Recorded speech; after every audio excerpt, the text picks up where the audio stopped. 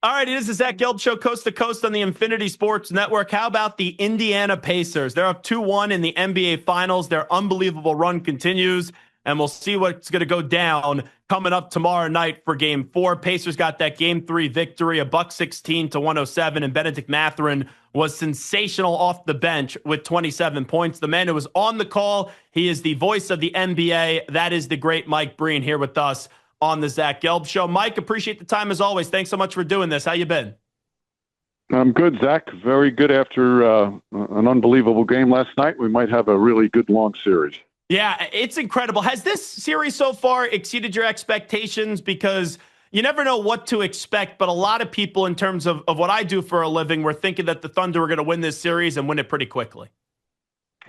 Well, I didn't think that, just because of the fact that the Pacers have been playing so well. I mean, their record, they had 18 less wins than OKC during the regular season, but that's because they were hurt early.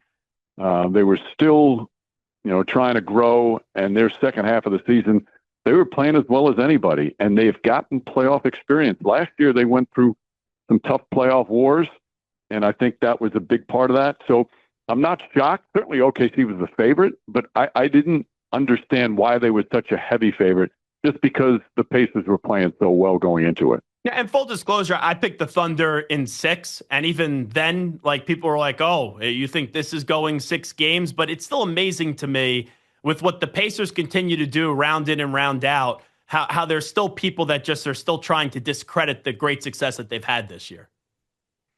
Yeah, I don't know if people are trying to discredit their success. I mean, that's impossible to do. What I think is Oklahoma City was so dominant, not only in the regular season, but in a number of their playoff games, that it was hard not to pick them. I understand that. You can't fault that. And the Pacers, I think they understand that as well. They're enjoying every second of proving people wrong. But this series is far from over. Thunder had the same thing in the second round against Denver. Lost game 1 at home, lost game 3 on the road, down 2-1. And they wound up winning that series. So I think both teams have showed they're pretty resilient. Mike Breen here with us right now, the voice of the NBA, and is on the call, obviously, for the NBA Finals on ABC. How was that environment last night? Because it sounded ridiculous through my TV screen, but for you being there and having the best seat in the house, how would you describe that environment and what you witnessed? Well, your TV screen gave you a pretty good feeling of what it was like. And what makes it great, Zach, is the Pacers have never won an NBA title. They were a great ABA franchise, 3 titles, 5 finals in 9 years. So, the basketball fans, they experienced some professional titles, but never with their Pacers. And the Pacers are so loved here. So the crowd is just off the charts. And it's the same thing in OKC. The Thunder have never won a title in Oklahoma City when the franchise was in Seattle, obviously 1 years ago. But the two fan bases are so hungry and they so love their teams that, the opportunity to have a dream season end in a championship is pretty special for them. And that's resulted in just off the chart crowd. And you never know what you're going to be able to describe to us when you're calling these games going in. There's storylines, and then there are storylines that none of us could see coming. I know Benedict Mathurin as of late has been a good player for them, but 27 points off the bench when the Thunder only had 18 points off the bench as a team. And then an underrated part about the Pacers has been their defense, and the longest tenured Pacer, Miles Turner, at the end. That was a big defensive play. Just how about those two, Mathurin and then Turner? Yeah, you know what, Zach? There's so many great individual stories. We don't have enough time to get all of them. I wish we had more time to do it, because they're, you see what so many of these players go through. Some of them, it's an easy pass to have to start them. Others have to grind for years. And then the beauty of the finals is that there's always 1 or 2 games where somebody comes out of nowhere to have the game of their life.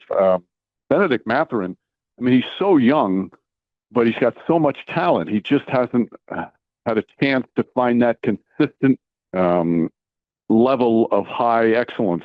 And he showed it last night, what he's capable of. But the beauty of that is a guy like him, he knows right now he's part of a great team, and he's okay with that. He'd like to play 35 minutes every night. It's not going to happen. But when we actually talked to him today, and he says, you just have to stay ready. And that's what he did. And for him to come out and have a game like that is magnificent. And Turner, he has such emotional ties to the city and to the fan base. You love to see somebody, achieve their dreams where they wanted to achieve their dreams. Now he still has 2 wins to go. But for him to have big games like this, he's had a couple of really great games in the playoffs. It's fun to watch.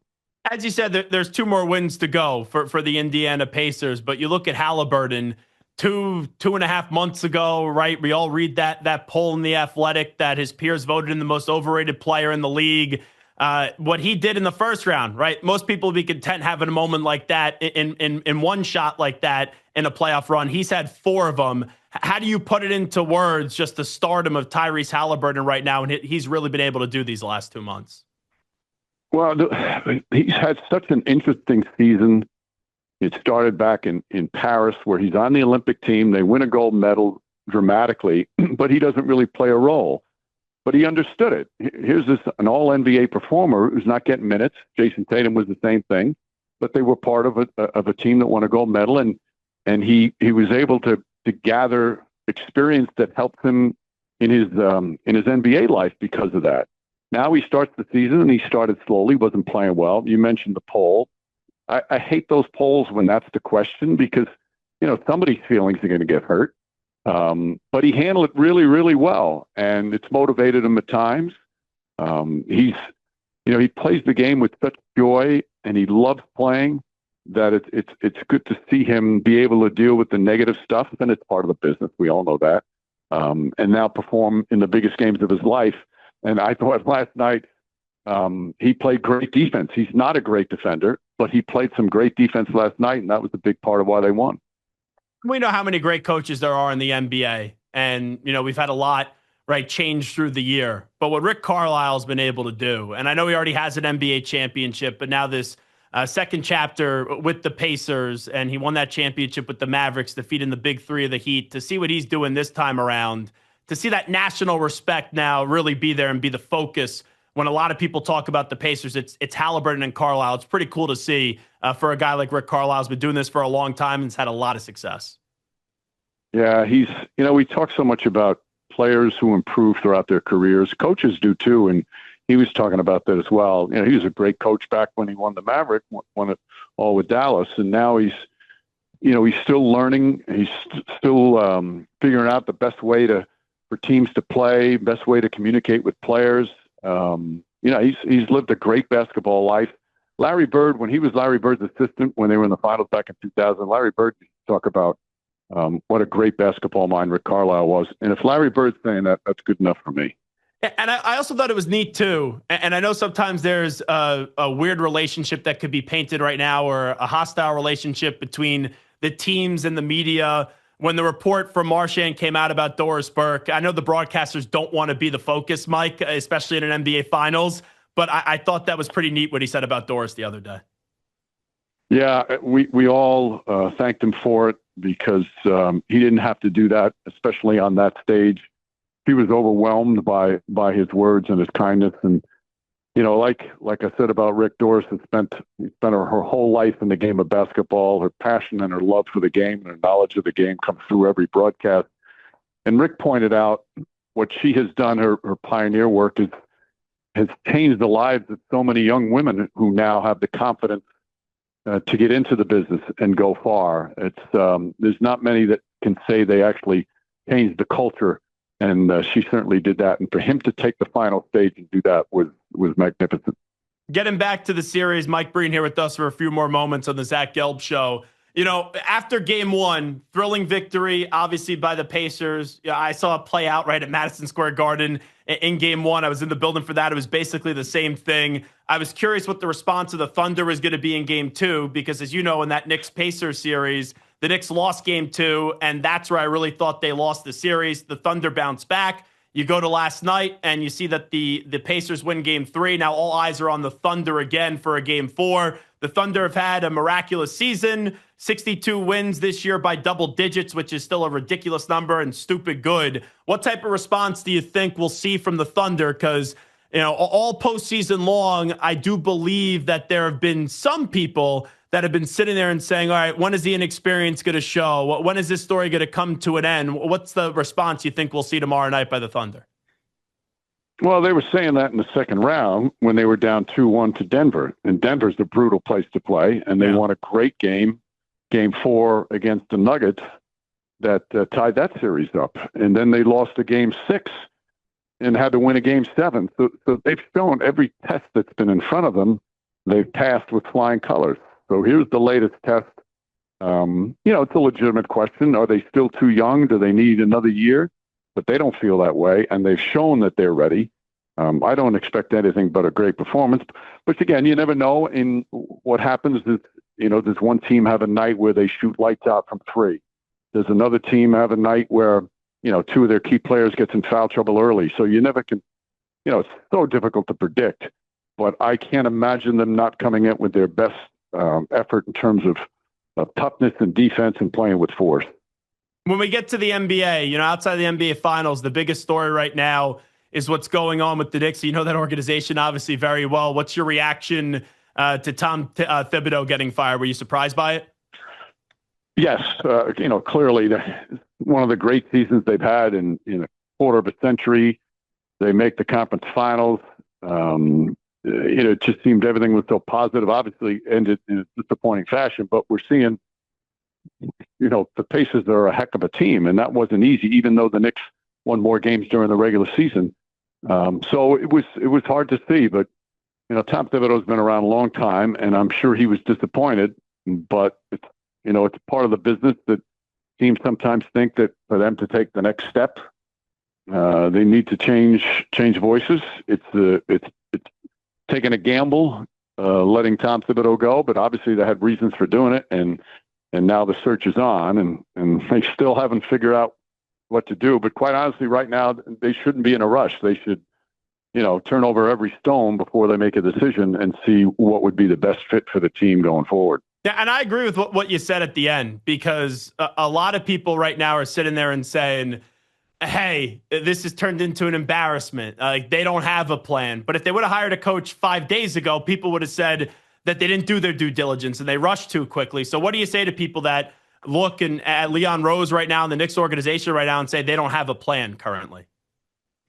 Well, they clearly had a number of candidates that they were thinking, let's talk to them. And sometimes teams allow their head coach, if the head coach doesn't want to go or they want to part ways, to talk to other teams. The coaches they have expressed interest in are all really good coaches, and you can understand why the teams don't want to let them go. But that's what they're doing. They're checking all the boxes to see who's going to be best, because it's a tough job who takes over. There's a lot of pressure. You went to the conference finals this year, and now you're expected to take the next step. So they want to make sure they get it right. Do you think experience is required there? Do you think they have to hire a coach that has experience, or could they take a chance on someone that knows the organization like a Johnny Bryant?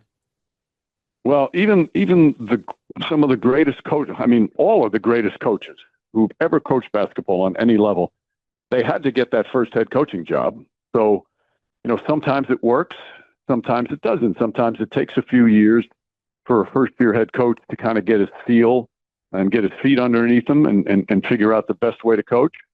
Other times, the best approach is to get somebody who's been there before, who knows, what it's like, the ups and downs of being a head coach, of coming in and trying to meet expectations. It's all a matter of your feel as an organization when you interview people.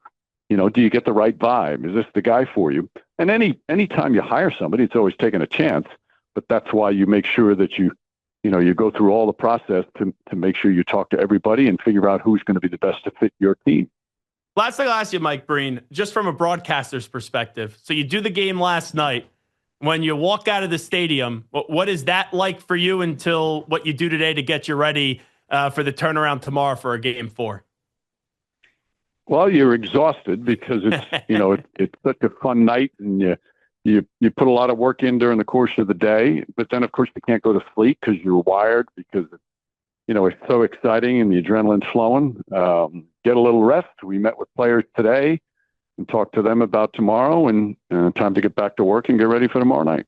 And you have the best call going when people were disappointed in Game 1 when you didn't say bang for Halliburton. I'm surprised by the blowback you got for that.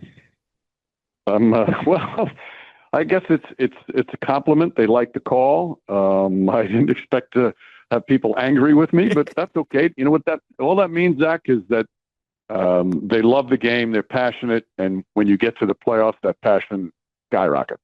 Yeah, absolutely. Well, he's the best call in the NBA in the business. He is Mike Breen, the voice of the NBA. And you can obviously watch him call these great games on ABC and ESPN for the NBA Finals. Mike, we appreciate it. Thanks so much. Okay, Zach, nice talking to you.